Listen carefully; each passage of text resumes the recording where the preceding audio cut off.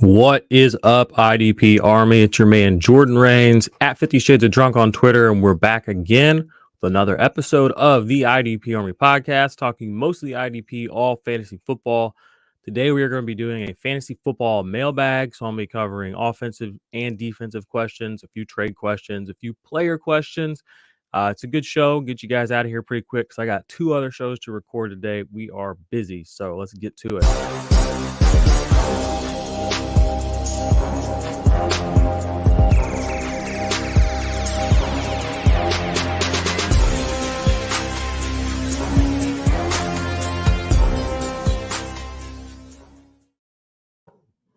All right, that's kind of weird. Looks like my computer might be a little bit goofy right now. Hopefully, the stream stays up. If you have questions, if you're watching the live stream, please send them to me. I'm here to answer any questions I can for this little bit that I'm here. If you want to support the channel, do that by going to the Patreon. You can also become a member of the channel. We have premium IDP rankings, dynasty rankings, underdog rankings, etc. We appreciate all the support from you guys. It means the world to us. But let's just go ahead and jump right into it. This is a mailbag episode. I found a few random questions throughout Twitter, throughout Facebook. I think I even looked on Reddit a little bit, in some group chats, just about players, values, even some trade stuff. So I'm going to go ahead and bring those or one of those up. First thing we're going to start with today. Oh, and before that, subscribe to the channel. We just finished up the linebacker ranking shows. The defensive line ranking show is coming out over this next week. 2 or 3 shows about that. All of our rankings, all of our stuff, like I said, just subscribe, stick around. We have a lot of good content besides just this, but I wanted to actually talk to, our listeners, the community, the audience, because they brought some questions up. So somebody had asked about DJ Woundum recently. This is a defensive lineman or defensive end for the Minnesota Vikings. Last year was his second season, played quite a bit because Danielle Hunter with his neck injury was out. And I don't know that he's going to have a big year this year, but I do want to bring up this last season. I mean, he started 14 games, 8 sacks, 47 combined tackles. Not bad. Only 7 tackles for loss, 15 quarterback hits. Again, not world-breaking numbers, but these were solid numbers, and it was his second year on the team, and he kind of stepped into that role. I know they have Zadarius Smith that they brought in now to go on with Danielle Hunter, so you'll hear about both of those players on the defensive line show that you will hopefully be watching soon.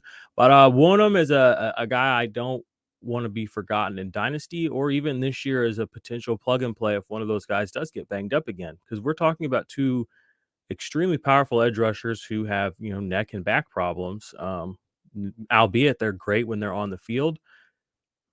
But, those are kind of serious injuries. So I actually was looking. I don't even have DJ Woundum right now in the index. That's going to be fixed very soon.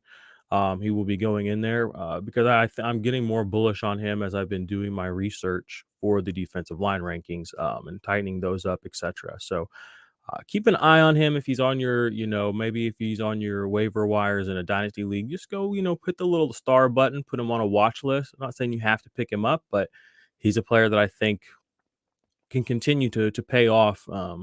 As we continue, his career, etc. Things shift.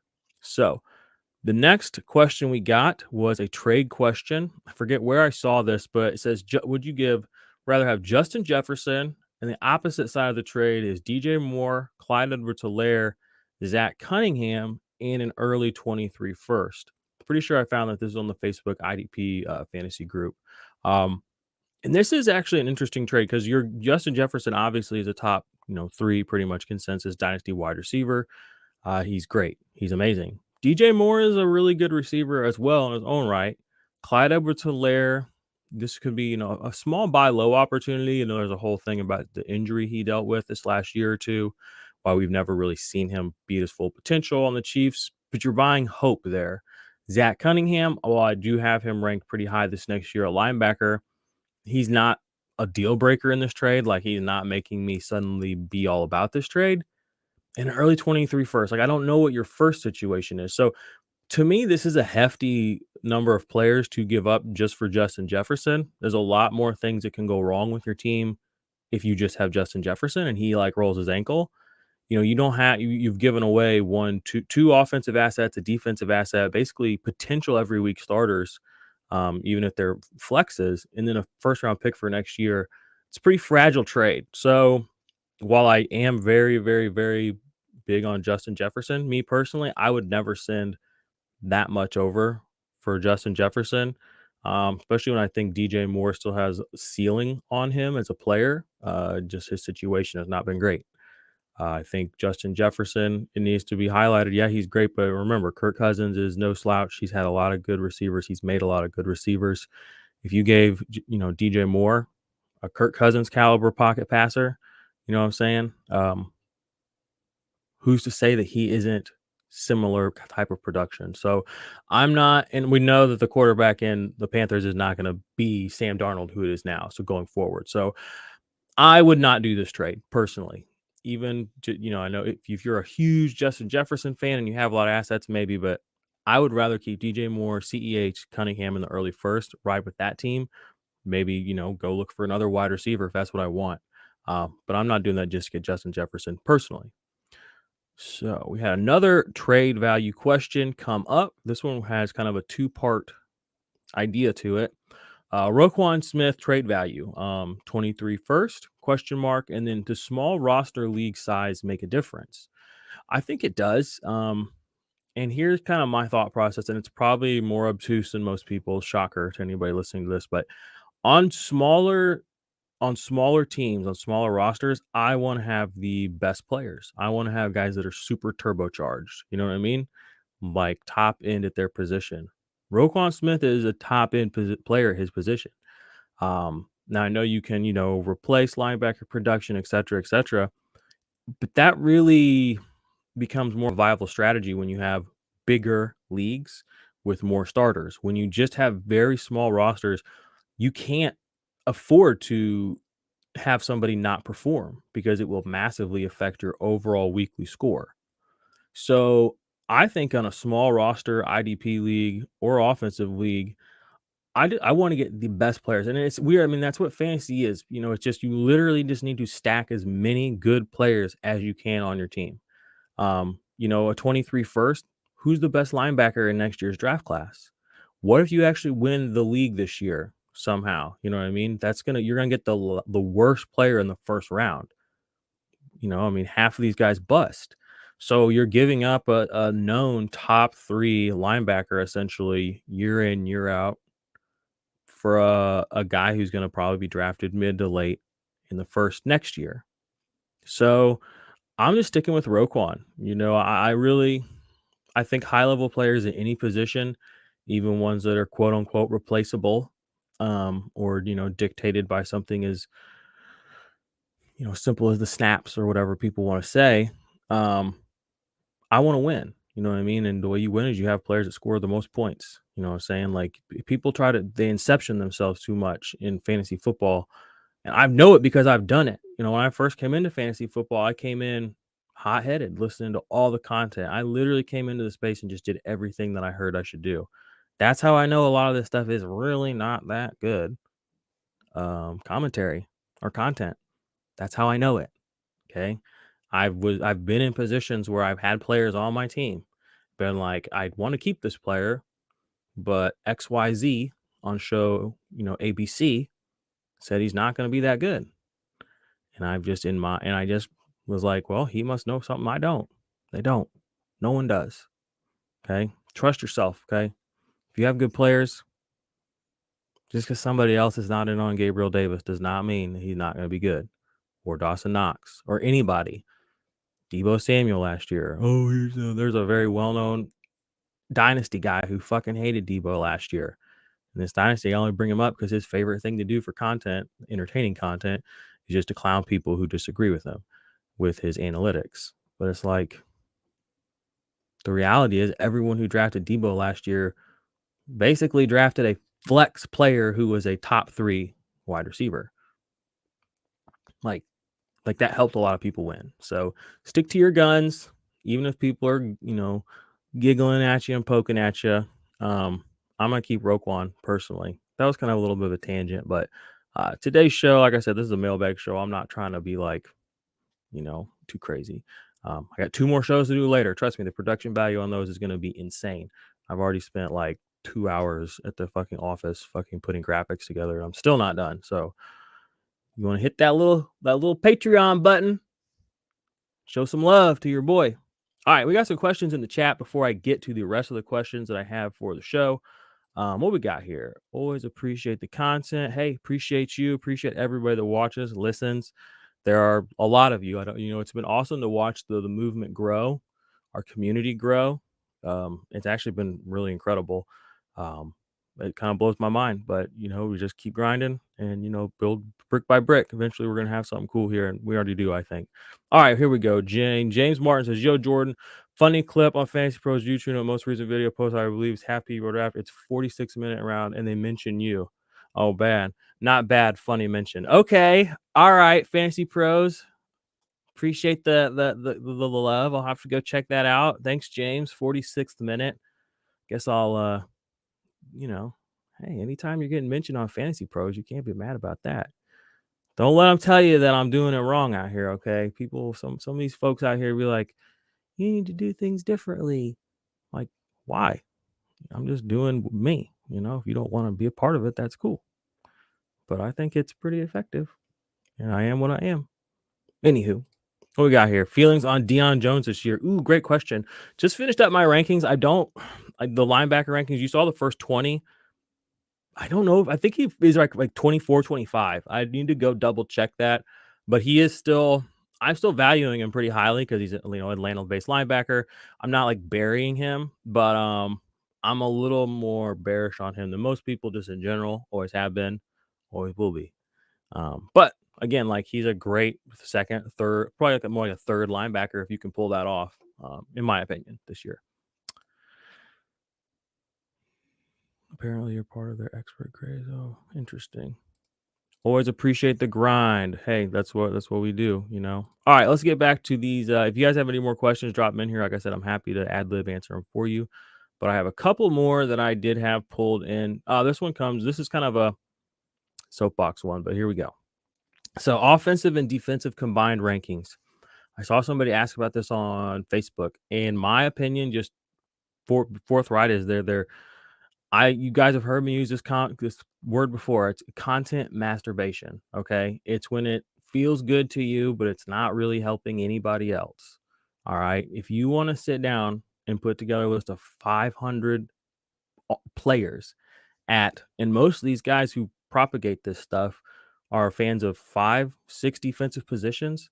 If you want to put together a list of 400 players, 500 players at 10 different positions in an arbitrary list, and then try to actually defend it as a useful, meaningful, actionable piece of content, please come on the show and do so. I would love to engage and hear why you think that is. It works that way.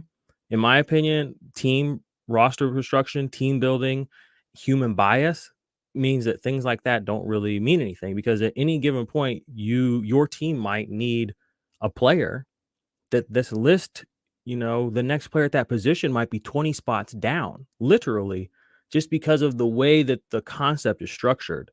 And that's going to end up hurting you overall. There's a lot more audibles to be called in a fantasy draft. So instead of a combined offensive and defensive list, which some people do, and again, my opinion on it is it's not useful. I've never seen anyone use it. I've never heard anyone that isn't the creator of one touted as something that is worthwhile ever. I have seen people ask for it, but I've never seen those people come back and be like, wow, this was amazing. Never. Been around for 3 years now. I've tried to do a list like this myself. Again, from the practice of doing this myself, I do not think it is worth your time. What I think rather is a much more efficient, wise, smart, meaningful strategy is to have an offensive and a defensive list. And when it comes your turn to pick in a draft, you need to assess which quote unquote team needs help. What if I've already got, 5 IDP players or I've only got 2 offense? If the rankings tell me the next 5 best players are defense, is it wiser for me to just follow these combined rankings? Or do I need to look at my team and say, this is a offensive pick this round? So you need to be able to switch to the offensive rankings and get all the noise and the clutter out of there. There is no purpose for these things. Okay. I won't use the M word again. I've used it. That is my opinion. Maybe I'm wrong, but again, if somebody wants to come onto this show, any of these people that, again, perpetuate the concept that this is helpful and useful, I would love to engage in that conversation with you. I've seen some people think it is. I have yet to see it. So, in my opinion, get yourself some tiered offensive rankings, some tiered IDP rankings. And when it's your turn to pick, you need to say, what does my team need, offense or defense? You should be able to know that by looking at your team. You shouldn't have to look at a spreadsheet with 40 players. You know what I mean? And there's only 3 at each position in that 40 slot because there's so many.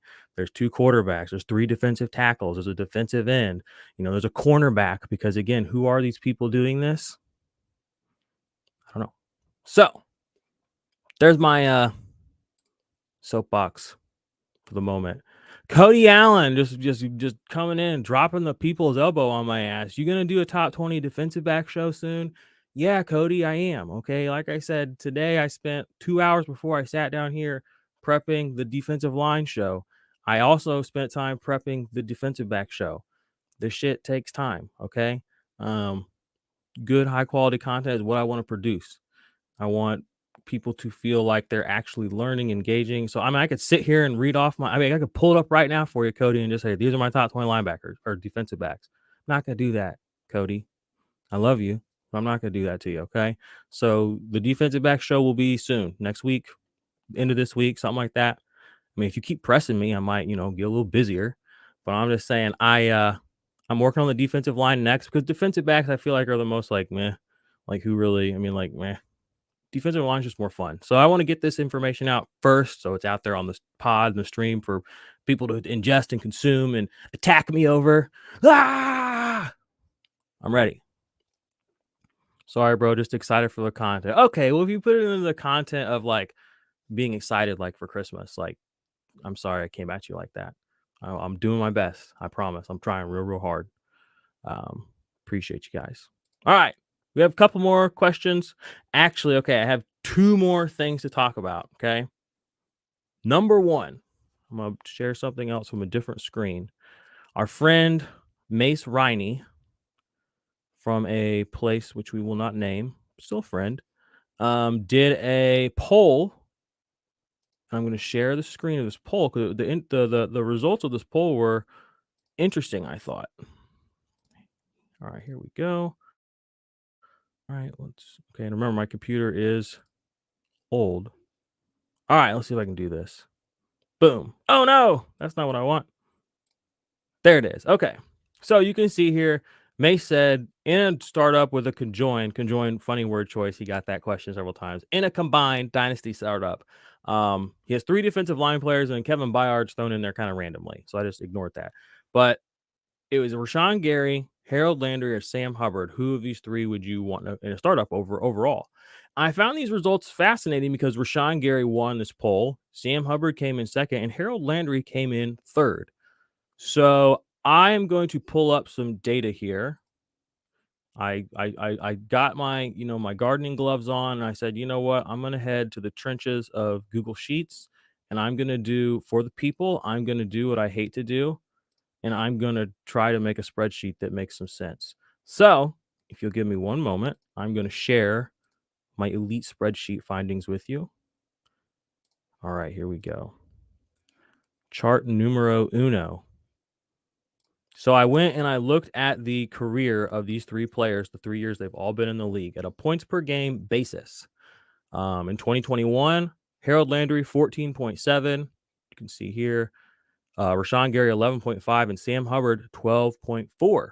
Going back to 2020, this is again points per game.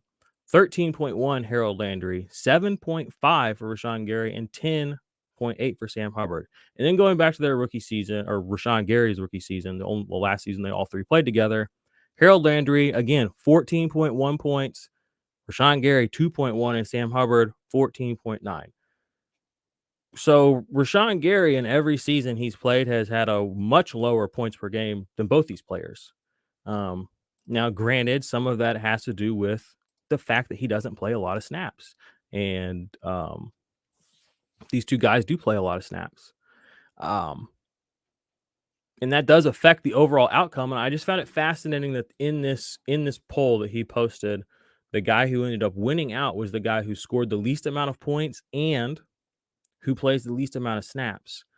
And it was a curious thing to see sort of perpetuated into reality, given that so many, I wonder where they got the information that made them vote the way they did. Because what I hear from my contemporaries is, follow the snaps, follow the snaps, follow the snaps. I mean, everything in IDP just gets reduced down to that commentary if you try to press some of these guys.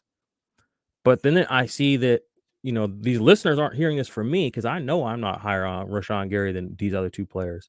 But then I see this poll from Mace, and in this poll, Rashawn Gary is winning pretty handily. So it just doesn't make sense to me. So I have to wonder, are other people beginning to tout ability over snaps? It's a curious, because I've brought up efficiency and things of that nature before, and it was not well received. We will just click over. I also have their points per snap, which, if you look at this again, this is sort of indicative of the efficiency over the time played. Rashawn Gary actually, in 2 of the 3 seasons, scored the most points per snap. He was overly efficient, but he played around 200-ish, 250 fewer snaps than the other 2 this year. So I just don't know how or where this gets reconciled as a reality that Rashawn Gary would be ranked higher and should be ranked higher, given that he doesn't get the playing time. He hasn't scored the points. It's very curious to see that the macro argument is not holding up on the micro argument of the players. So again, you have to wonder what information some of these people who voted on Mace's poll are consuming that would lead them to vote the way they did. So I'll leave it up to you. You're the consumer. You're a smart mofo. Hopefully you're watching this channel. So maybe there's some disconnect from reality. Maybe there's some contradictions layered into some of the other content out there. I don't know. I don't consume it. But when I see things like this, I wonder who does. All right. My final piece of this puzzle today is a fight I've been on for a while. You guys know about my TJ Watt best defensive player in the league crusade that's 3 years deep, because it's true.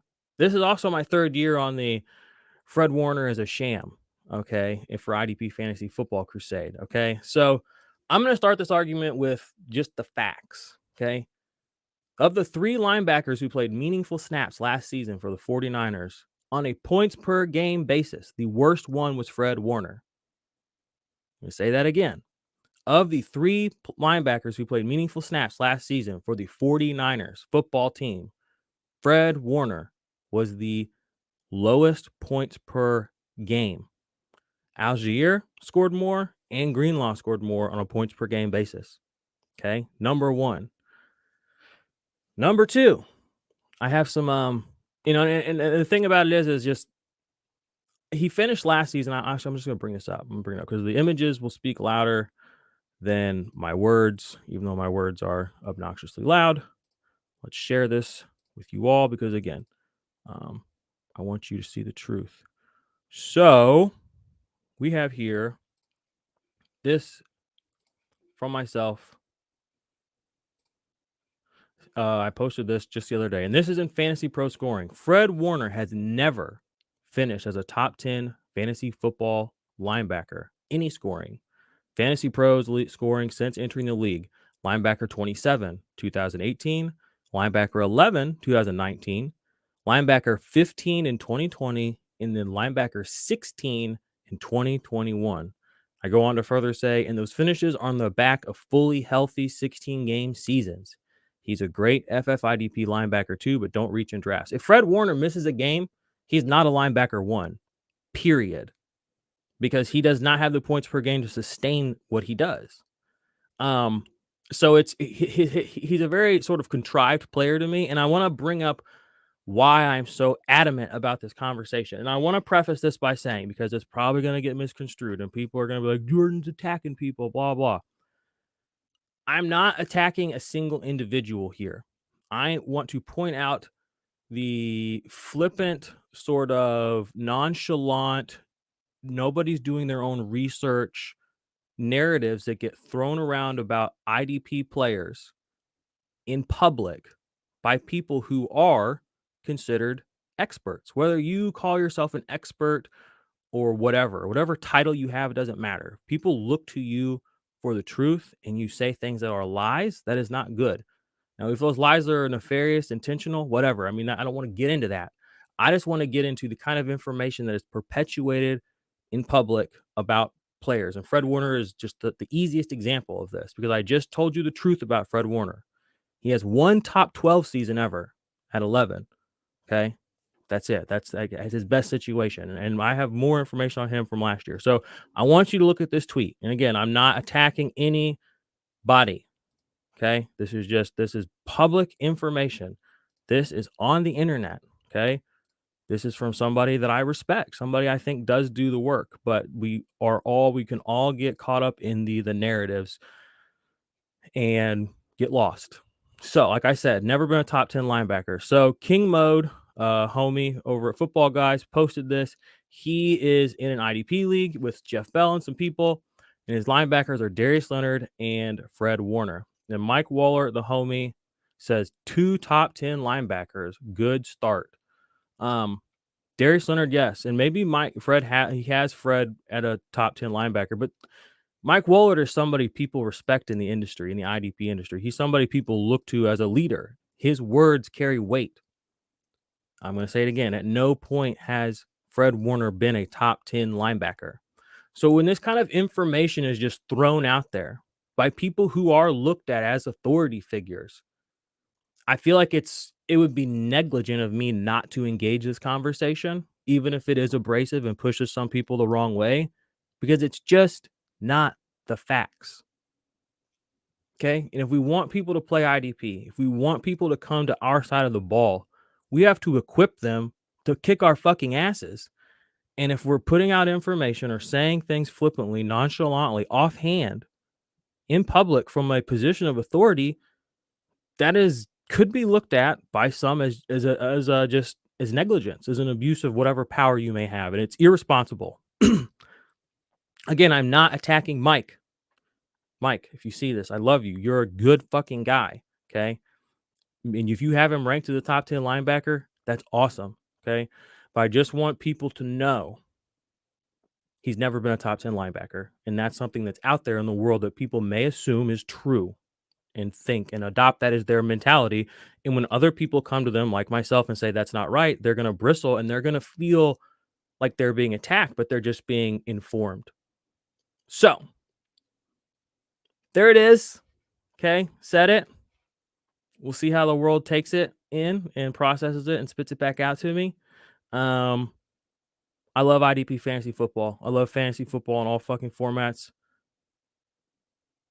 And I want to empower more people to do this shit on the real. It's so much more engaging, entertaining, educational to play a full game of fantasy football with the full board of players in front of you. So do me a favor, if you appreciate this video, go subscribe to the Patreon. This is what I do full time now. Fantasy football content 24/7, 365. I will answer more questions in the coming week or weeks. I've got a sleeper video to do. I've got defensive line videos to do. I've got a offensive video to do. I need some underdog videos to do. I'm busy. Okay. So we love you. We appreciate you. Support us. Help us scale this thing up so that we can all go kick some ass this season in fantasy football. We can all go win some money, stunt on our homies, and bring home the belts and the trophies. So peace out. Love you, IDP Army. I will be back very soon with the defensive line ranking show. Peace.